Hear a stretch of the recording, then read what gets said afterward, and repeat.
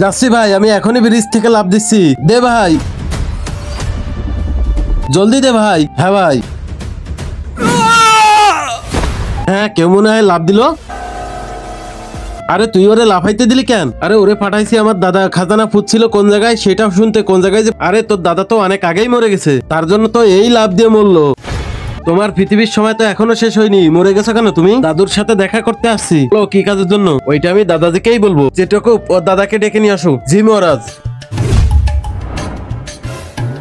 আরে শ্যাম বেটা তুই? দাদাজি কাছে আসেন। দাদাজি, তোমার যে খাজানা লুকায় রাখছিল সেটা কোন জায়গায়? বেটা ও খাজানা তো আমার না। আরে তো কি হয়েছে বলো তুমি? ওই খাজানা তো প্রধানের বাগানের সবচেয়ে বড় গাছের নিচে।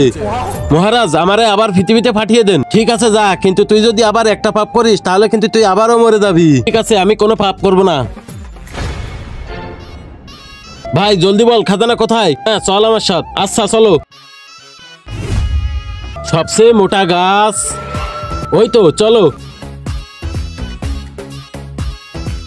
ভাই দাদাজি বলছে খাজানা এই গাছের নিচে। খোল। হ্যাঁ।